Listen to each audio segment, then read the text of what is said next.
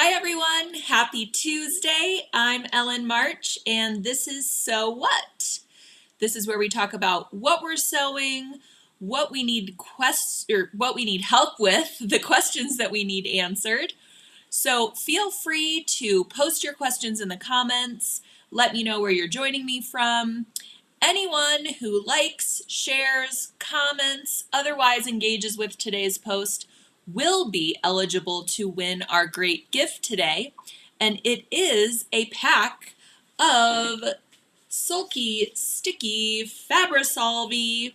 So I talk about this stabilizer quite a bit on So What because it is one of my favorite stabilizers to use, and I will be talking about it today. So I thought it would be a great opportunity for one of you to win the Sticky FABRI-SOLVY so you can see for yourself how awesome it is. So stabilizer, as you may well know, is not just for machine embroidery. A lot of people think you only need stabilizer if you have a fancy dancy machine like the one behind me. But in fact, stabilizer can help with a lot of different sewing applications, not just machine embroidery. If you are primarily a quilter, there are great stabilizers out there that will help you with even piecing. If you're a scrap quilter, there are stabilizers that will help you with piecing together really small little pieces. We have a great product called PABRI-SOLVY, which is fantastic if you are a foundation paper piecer. If you like to do those mini piecing projects that I know are so popular right now, they're about postcard size and they utilize all those little bits and little pieces of scraps that you have after you're done with projects. PABRI-SOLVY, you can print on it, you can sew right through it, and it's water soluble. So you don't have to go picking out all those pieces of paper when you are done with your foundation paper piecing. But I digress. There are lots of stabilizers that are great for garment sewing, that are great for all kinds of different sewing applications. So it's not just for machine embroiderers. And today I'm going to be talking about working with knits and primarily making a scrunchie. That's right, making a scrunchie. Really, it can't get any easier than making a scrunchie. I think, if I'm not mistaken, a scrunchie was one of my very first sewing projects when I was about 8 years old. And they have come full circle and people are wearing scrunchies all over the place. Am I right? So let me know, are you a yay for scrunchies or are you a nay for scrunchies? I want to know. I am coming back around to being a yay for scrunchies. Mostly because I have 2 daughters, and when they wear a scrunchie, it doesn't pull out their hair when you're taking their braid or their ponytail out. So I really like them for that. They're very gentle on your hair, and they are super easy to sew. You don't need a lot of fabric for a scrunchie. You need about a 4-inch by 22-inch rectangle of fabric. And so you can get a lot of scrunchies out of a yard. And if you have knit fabric yardage, which is often 54 wide instead of 44 wide, you can get even more. So one of our favorite things to do here at my house is to make a scrunchie that matches your outfit. So if I happen to make some knit pajama pants or a knit t-shirt, my girls always want a scrunchie to match out of the remaining yardage. So I thought we would go over the general idea of making a scrunchie for those of you who remember that trend from a while back, but maybe need a refresher. And for those beginners out there who want a very simple starter project that, you know, let's be real. When you're starting to sew, you want to make something that you can actually finish rather quickly. It's that sort of instant gratification. And you want something that you can sew that is going to look nice in the end, something that is achievable, something attainable. So a scrunchie is a really, really great starter project for those reasons. Also, it is easy enough for kids to sew themselves. And I do want to recommend too, if you are starting to teach someone to sew, and honestly, kids of all ages would appreciate that, but it's nice to have a little gifty to start out. I know that my children are very motivated by presents, right? So by starting off with maybe a little sewing kit, maybe you put together some extra things you have in your sewing kit. You know, I for one have like 12 seam rippers. A seam ripper is always a good gift for a beginner. You can even get kind of fancier ones, or you can bedazzle one or something like that. But also something really fun like a cute little tape measure. And you gift that along with maybe a little kit to make a scrunchie. So a little bit of elastic, a little bit of thread, a little bit of fabric, and a cute little gifty. And then you can work on this project together, and it's like they're getting a present, and then they're learning a skill, and then they will also get their scrunchie when they're finished. So that's a really great way, I think, of getting kids involved in the sewing party. And especially right now when, you know, a lot of kids aren't returning to school, they're doing remote learning, and maybe you need some more activities to really engage them and make sure that they're not just going right for the screens when the schooling is complete. That is a really great afternoon activity to just pull together from things in your stash. So these little deals, how cute, right? It's a little kitty and it has a little tail. So this little tape measure is great for this scrunchie project, so they can measure out their own fabric and cut their own little rectangle for the scrunchie. We also, these are at sulky.com. They're only $3, so great little add-on purchase. But so we've got the little cat, and then let me show you. We also have a little fox, so cute, and we have a little dog, and we have a little bear. So for $3, throw that in your cart. You can gift it to even a friend who might want to learn how to sew with you.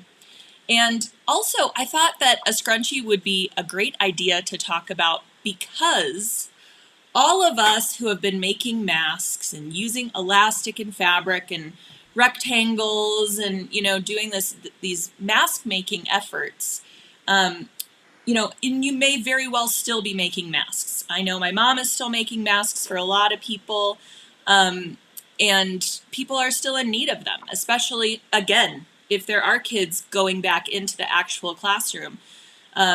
It's a great idea to gift masks to a school.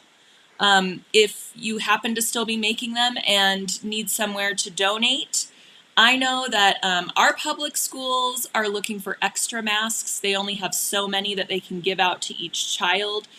But at any rate, if you have extra elastic, you know, a scrunchie doesn't need very much.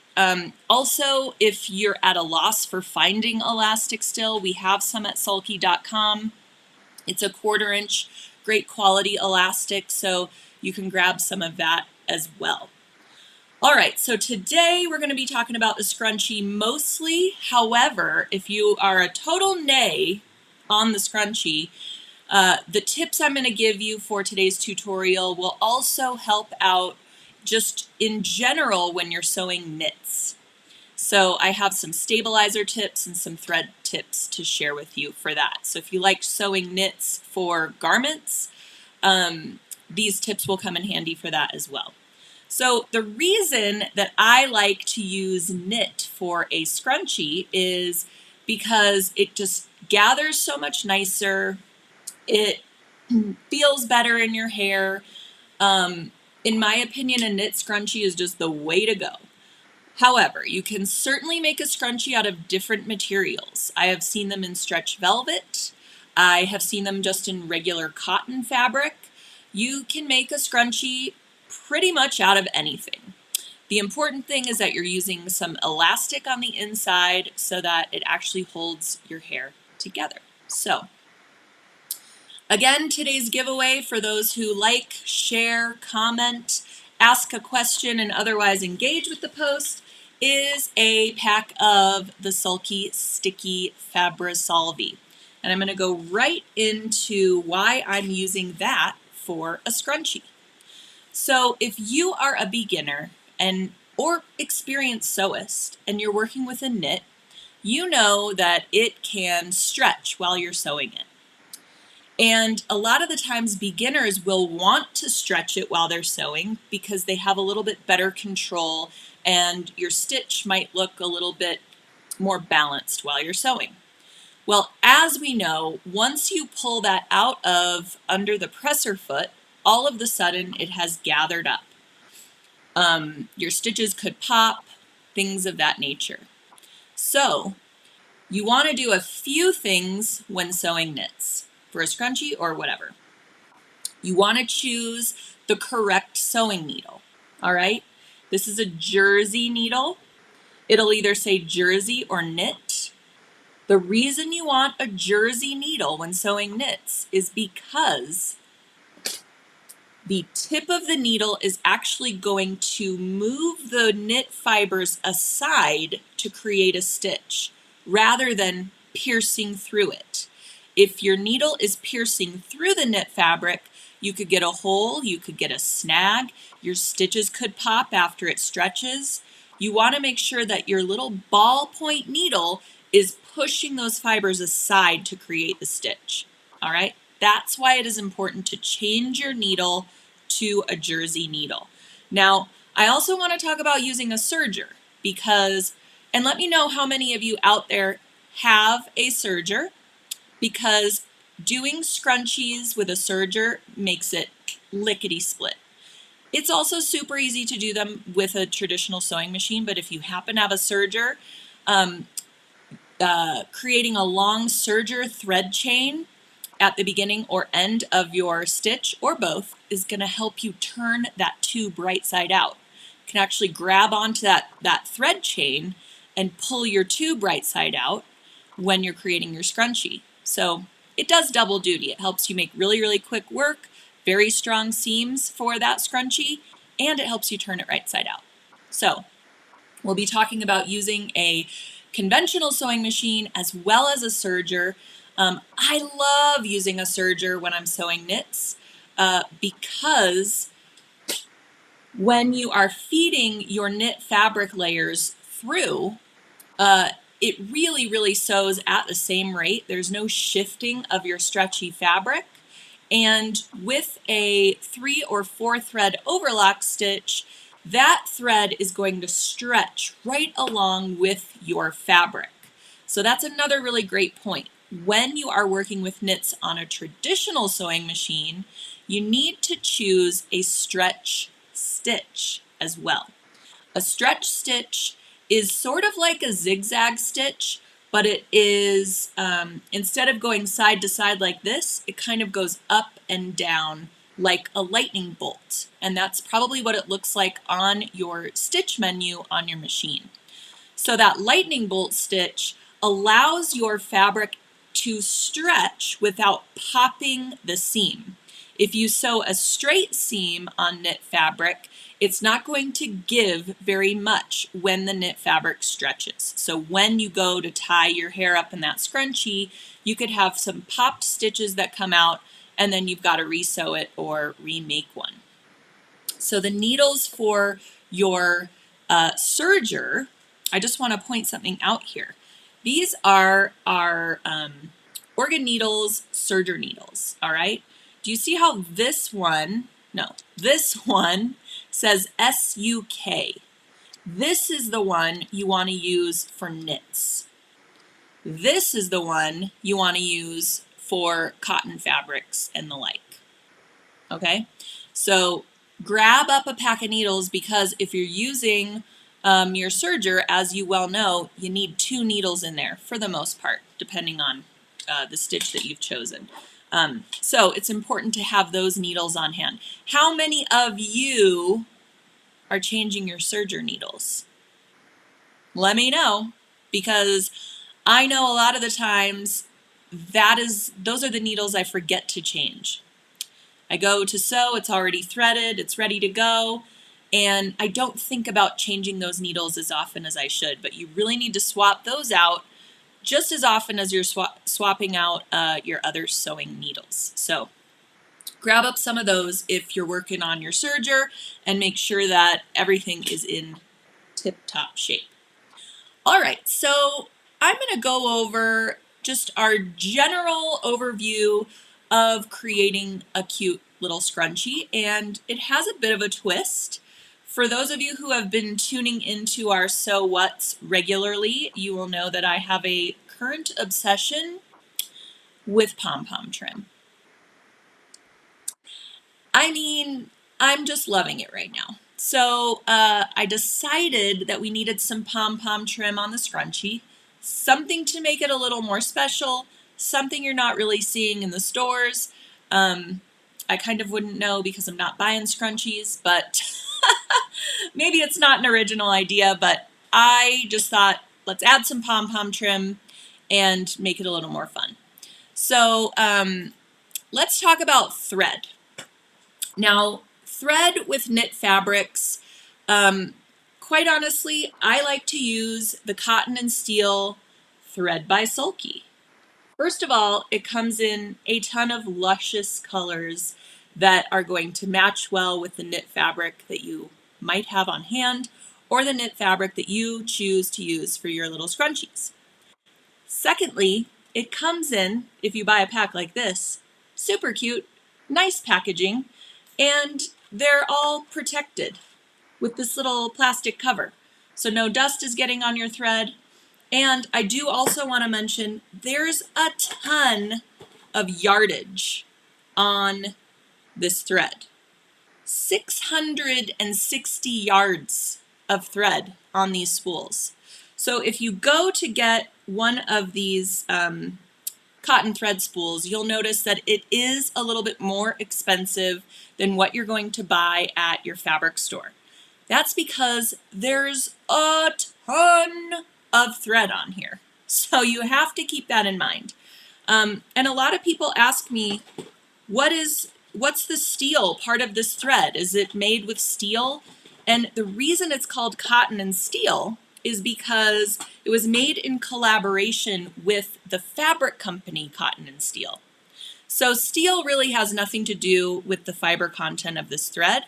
It is just named Cotton and Steel because these colors coordinate well with their fabric collections. So I just wanted to clear that up because I do get that question quite often. So here you see a bunch of really beautiful thread colors that, you know, the hardest part is choosing the one that you want to use. So pick a thread color that's going to coordinate with your fabric. And we also have neutrals of Cotton and Steel too. You might want to grab those up. Oh, I want to mention too, I forgot to mention this at the top of today's show, but we have a free shipping promotion right now. Okay, free shipping. You could grab up all of your animal tape measures, grab up some Cotton and Steel, and we're going to take care of the shipping for you. So great, great promotion going on. All right, so we've got our thread, we've got the correct needle. Now, sticky FABRI-SOLVY. Why are we using it? So I was talking about how knit fabric has a tendency to stretch while you're sewing it. It's either due to the operator accidentally stretching it or the fact that your presser foot might have too much pressure on your fabric, and so your presser foot is not guiding the upper fabric at the same rate as your feed dogs down below. You can remedy that by using a walking foot if you happen to have a walking foot or the like. Some machines call them an even feed foot. But what I like to do, especially for beginners, is cut strips of your FABRI-SOLVY like you see here, and you're going to apply that to the cut edges of your rectangle of knit fabric. That is going to stabilize them and make sure they don't stretch at all while you're sewing. This is a really great technique to do if you like to make t-shirts or tank tops and you're doing the neckline and you don't want your neckline binding to stretch while you're sewing it to the top of the shirt. It's really great for armscye seams where you do not want any stretching.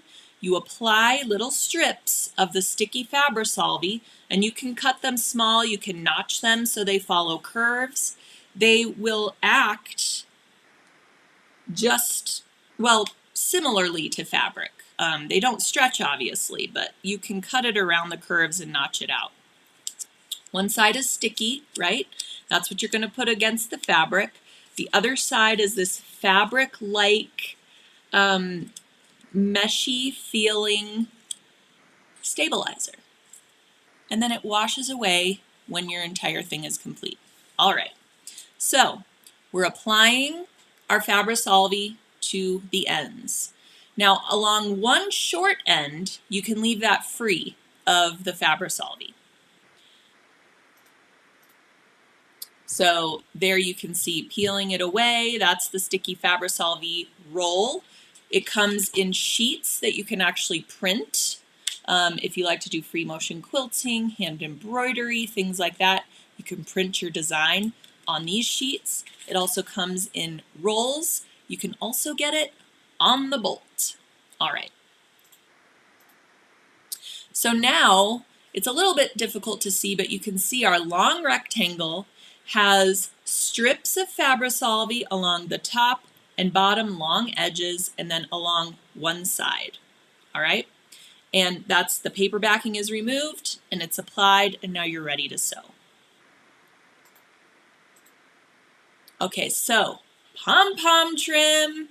I mean, am I crazy about pom-pom trim? Do you guys like it? I hope you like it as much as I do. I think it just adds something really cute to something like a scrunchie or a pillow. I happen to like it. So you'll take your trim, put it along one of the long edges, and then along that side where you did not put the FABRI-SOLVY, you're going to kind of cheat your trim in about a seam allowance length. That is because along that edge, you're going to fold it to the wrong side so that you have a finished end to stuff your raw end into. I will explain. By the way, if any of this is confusing or if you want a better tutorial that you can follow along, it's all in a blog post at the Sulky website, and I link to it in the description of this post so you can get all the instructions, all the measurements, everything that you need there. And I do want to mention too that this scrunchie tutorial was written by Emily Thompson of Life So Savory. She has a great blog. I've met her a few times at tapings for It's So Easy, and she's just a great human being and does really, really great sewing work. So I wanted to mention that she took all of these beautiful photos.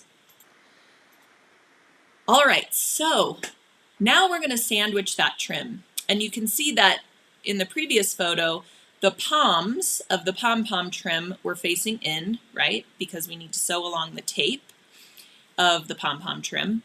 And she likes to use these wonder clips. I love these wonder clips. You could also use binder clips, things like that. It's just easier to clip it than it is to pin it because we've got our 2 layers of sticky FABRI-SOLVY now. You've got your knit fabric, which you don't want to snag with pins, and you've got your trim inside. So using the clips really makes it nice.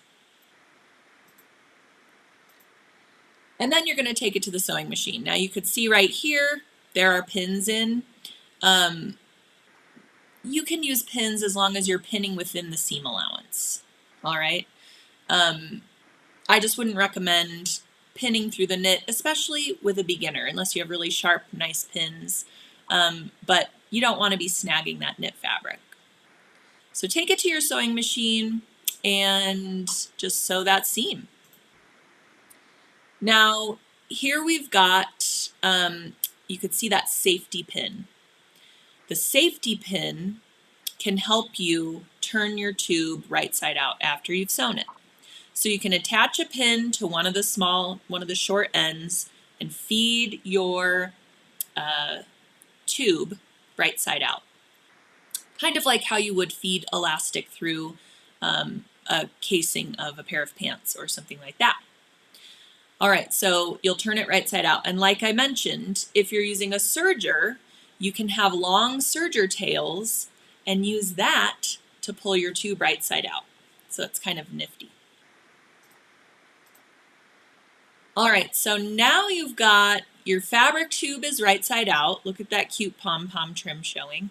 And you're going to insert your elastic. So same thing, you'll attach your safety pin to the end of the elastic and feed it through. Now, your piece of elastic is much, much shorter than your knit fabric tube.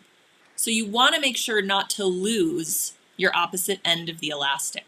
So what you can do is once you get your elastic inside the tube a little ways, pin the opposite end to the end of your fabric tube and then continue feeding it through. Then you'll meet both of your pinned ends and you can grab those ends of elastic, making sure it's not twisted, and sew them together.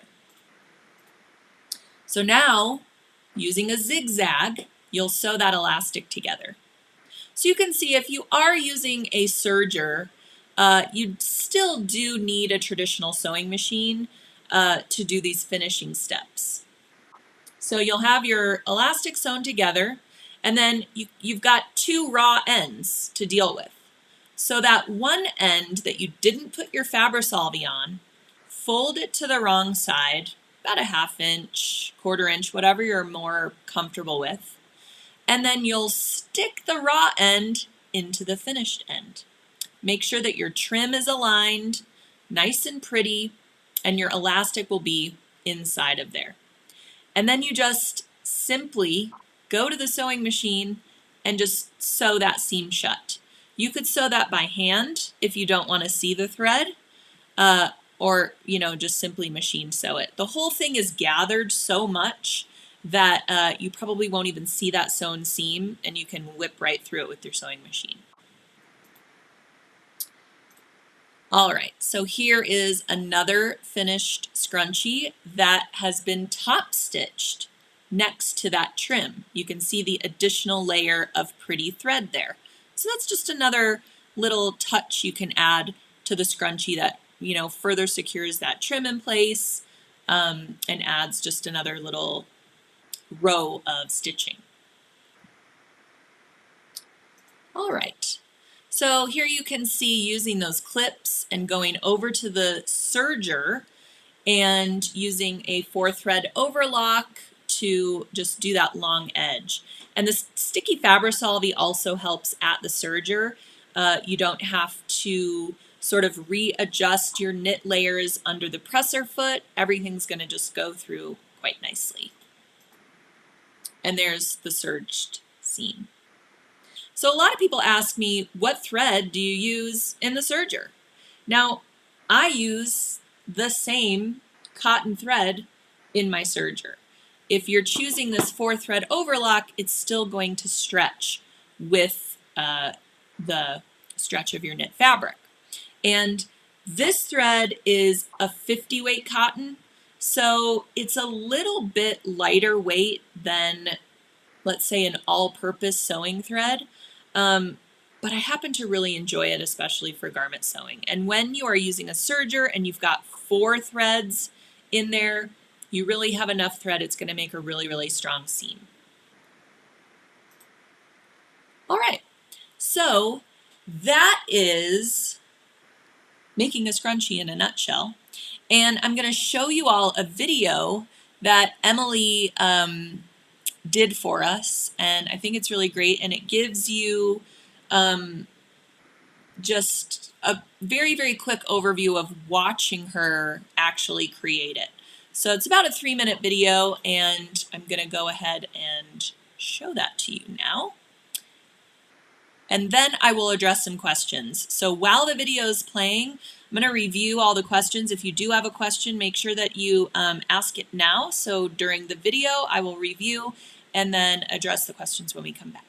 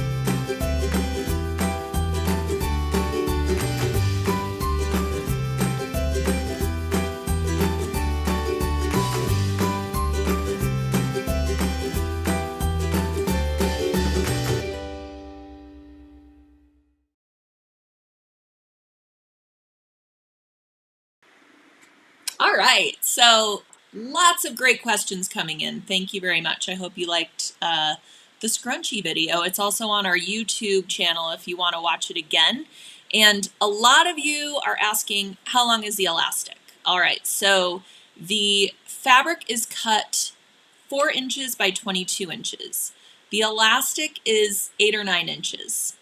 All right, so not very much elastic. And you can also experiment, cut an 8-inch or cut a 9-inch piece, go longer, and just kind of clip it or pin it together and wrap it around your wrist or even wrap it around your hair and make sure that that is long enough for however many times you want to tie it around your hair or your child's hair. So you can always test it out like that. But 8 or 9 inches I think is really standard if you're buying a scrunchie. That seems to be the length that you're going for. All right, and a number of you have asked, where do I get the pom-pom trim? Where do I get the wonder clips?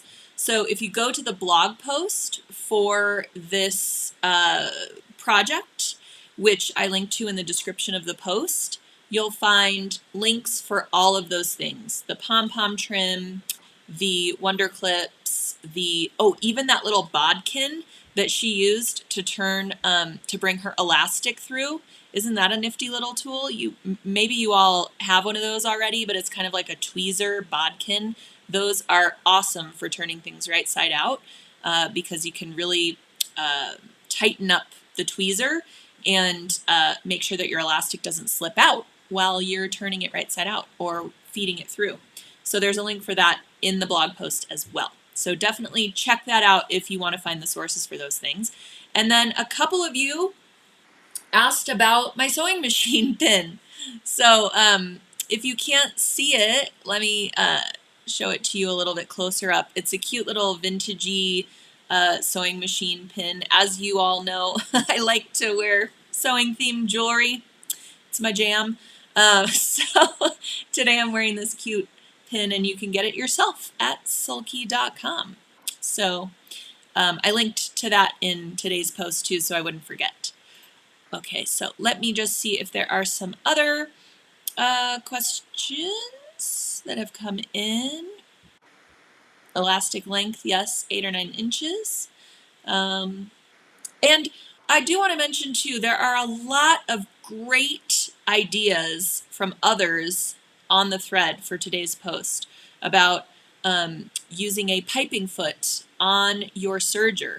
You know, for those of you who have a serger and haven't used it for years or didn't even know that there are feet attachments for your serger, there are binding attachments where you can bind your quilt or table runner using your serger, and it actually folds your binding right around the raw edge of your fabric.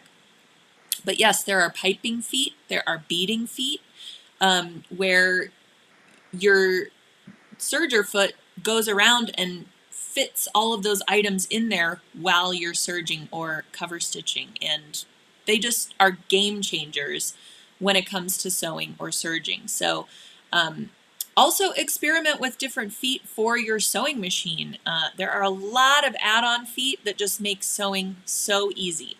I will never forget the time I gifted my mom a 1/4 inch foot for her birthday or Mother's Day or something. And I also gave her a narrow rolled hem foot, just because she does a lot of that in her sewing. And she was blown away. Like, how did I not know that they made this? I mean, it just makes your life so much easier. Okay, I want to make sure I am... Oh, what is that she uses to turn it? Ginger says. So that's the little bodkin I was telling you about. And again, I linked to it in the blog post so you can find it easily. But yeah, it's kind of like a tweezer type bodkin, where you can reach really far into that tube and then secure your little tweezer ends with that little circle that goes on it. And it's just really tight and great little tool.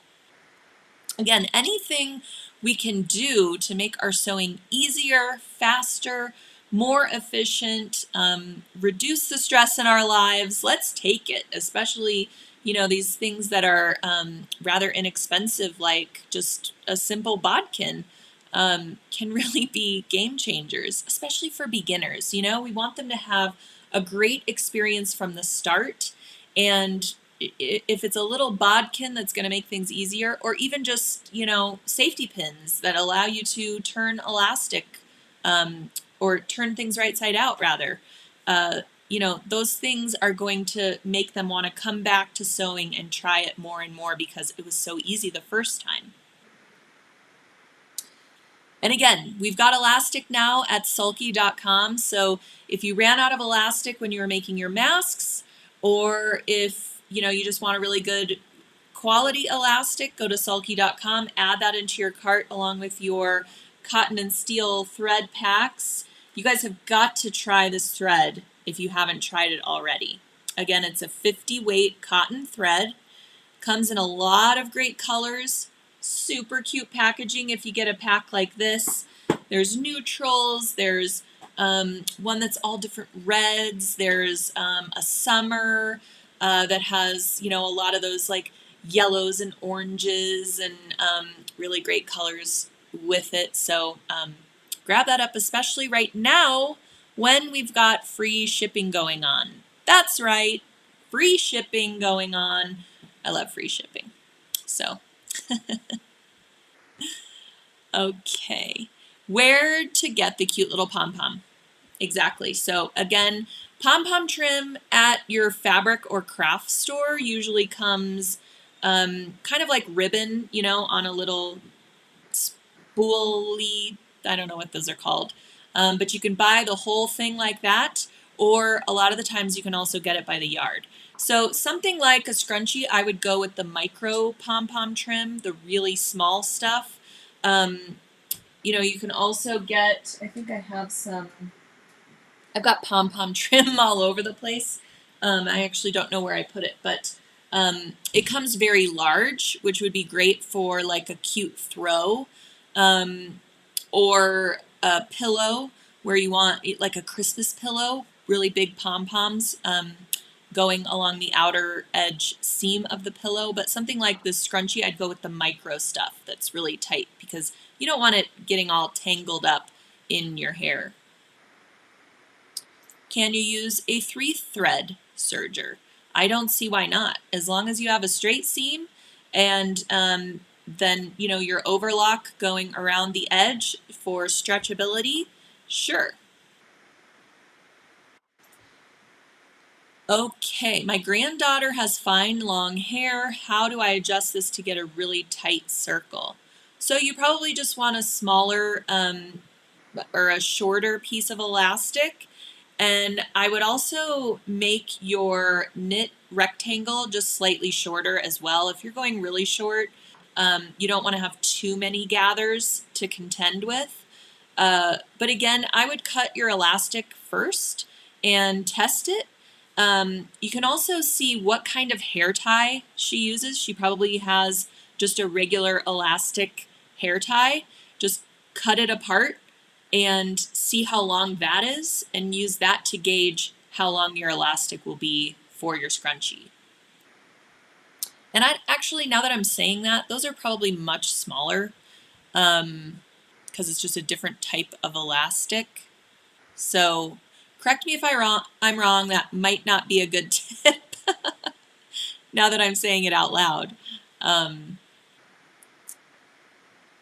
not sure. Okay. I need a serger, Pamela says. Yeah, there are great affordable serger options out there.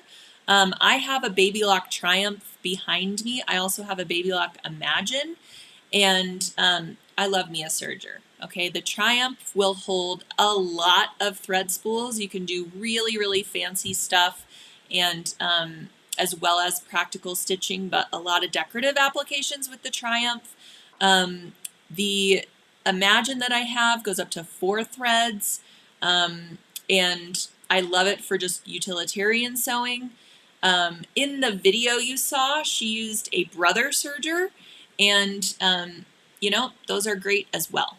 So I happen to love the option of an air threading system when I am using a serger because I like to change my threads out all the time.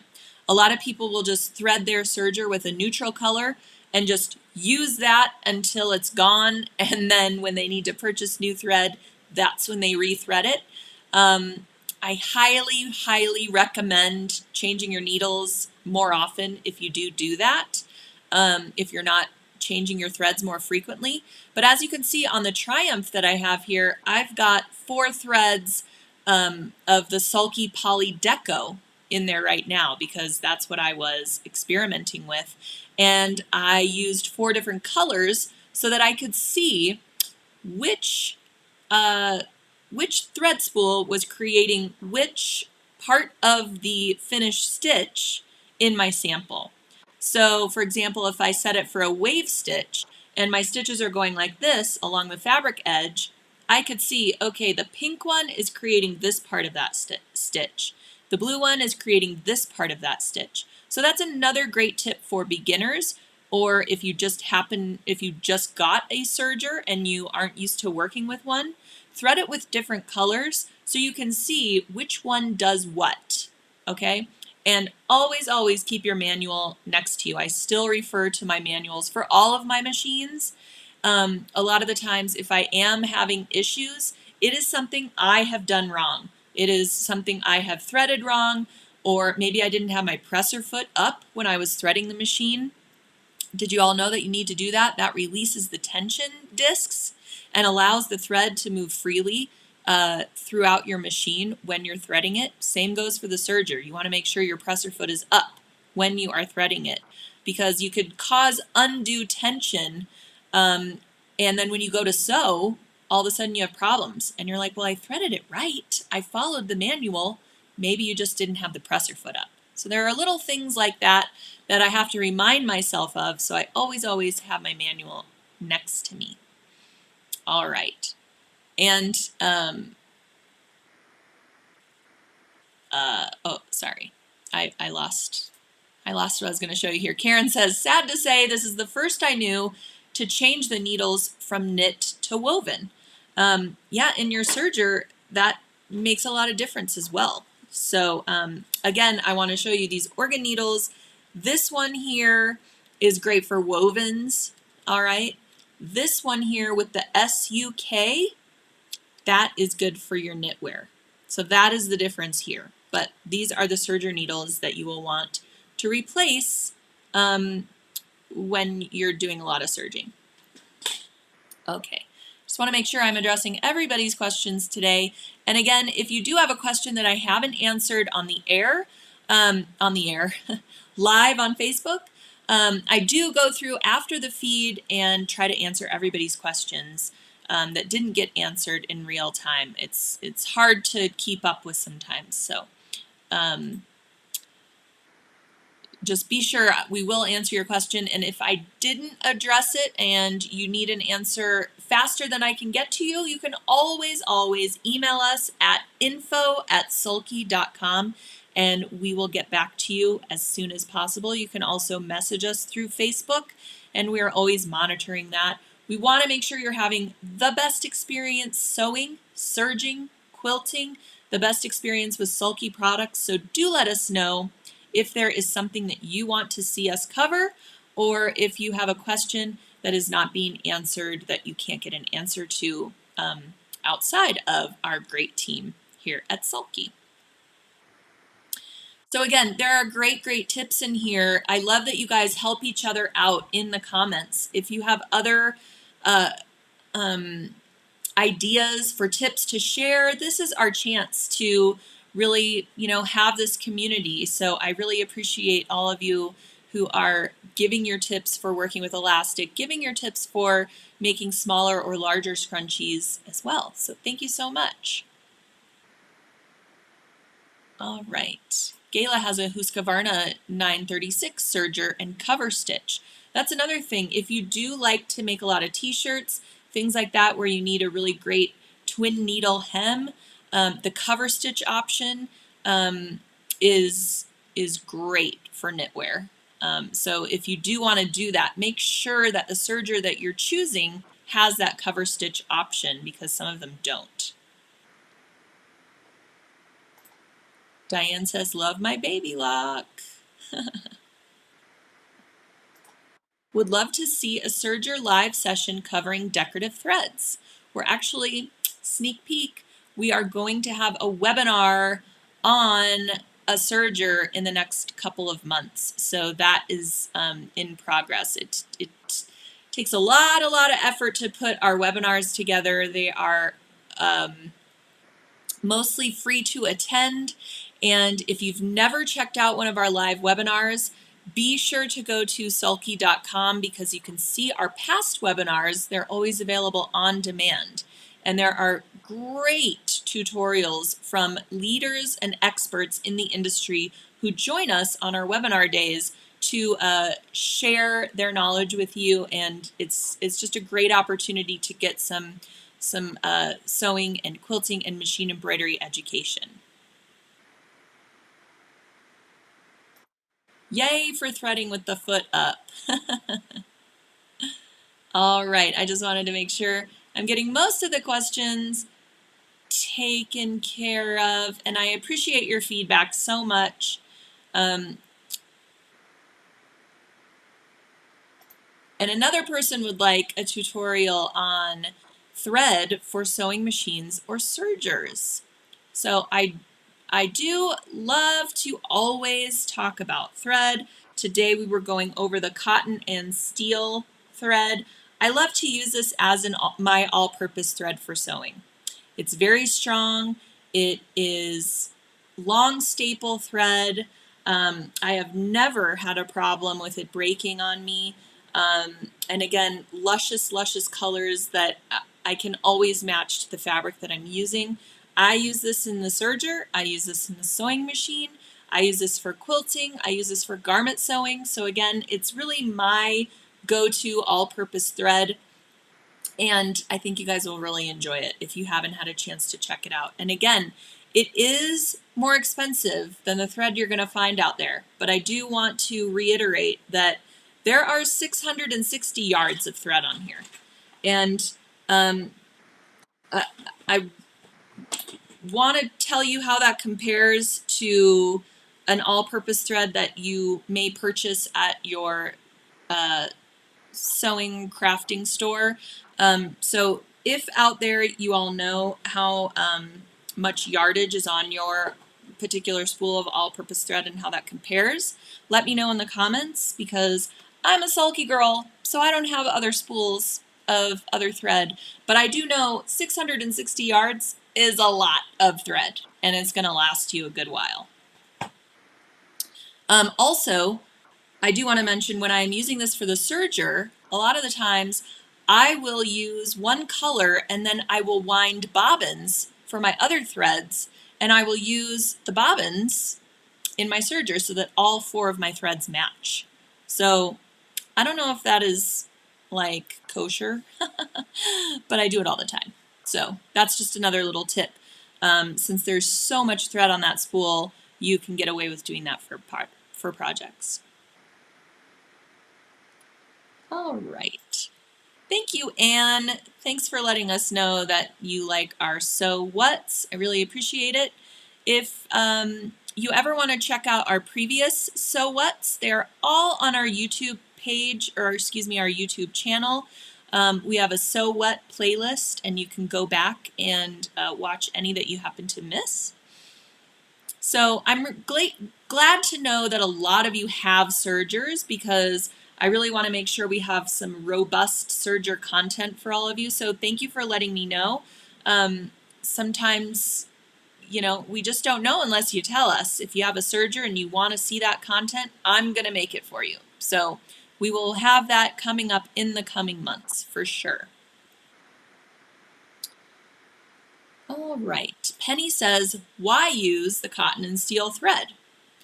I may have addressed that already, but I like to use it because it is very strong, because it is a 50 weight, so it is a lightweight thread that's still very strong. So for example, when you're working on knitwear or something like this scrunchie, because you're using this lightweight thread, you're not going to have a very noticeable seam in your scrunchie. There's not going to be a little bump there. Also for quilting or for piecing, when you go to press your seams, you don't have that bump of thread. It's just so lightweight, and it doesn't mess with the hand of your quilt top, that type of thing. So that's why I really like it for my all-purpose sewing thread.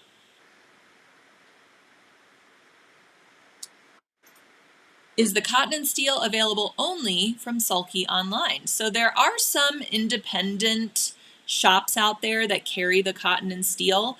The problem is I don't know where they are.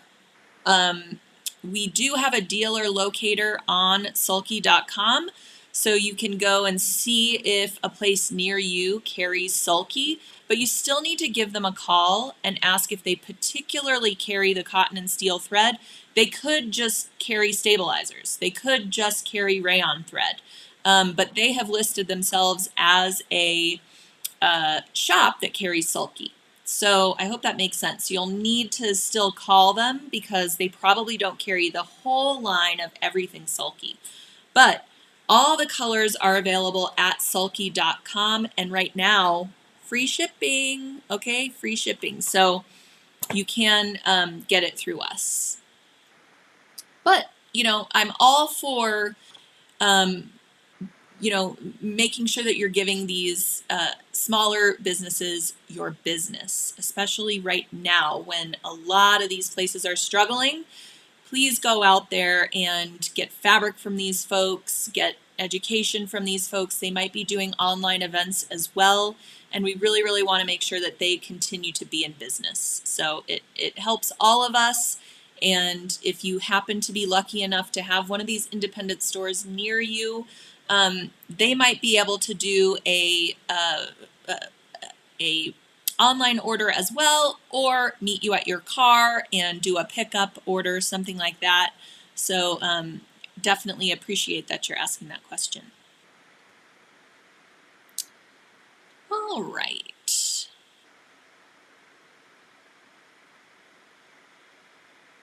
Okay, so I'm having a little trouble keeping up with all the comments because there are a ton. Oh, David is asking, what did you say you do with the bobbin? So I was giving a little cheater tip about using the cotton and steel thread and using it in my serger. So what I will do some of the times, if I don't have 4 of the same color of my cotton and steel thread, I will wind 3 bobbins and I will place the bobbins on my serger thread stand, and I will thread my machine using the bobbins. That's just how I can make sure that I have the same color for all 4 threads that I'm using. So again, I don't know if that is a tip that is, you know, widely accepted in the industry, but I will do that if I want to make sure that I have all 4 thread colors and I don't have quite enough spools. All right, so again, I'm going to go through and make sure that I'm addressing all of your comments. There are too many to address right now live, so make sure that you stay tuned on the post if you have a question that you need an answer to. And again, you can always email us at info@sulky.com and find all the links to the products I was talking about today in the description of the post.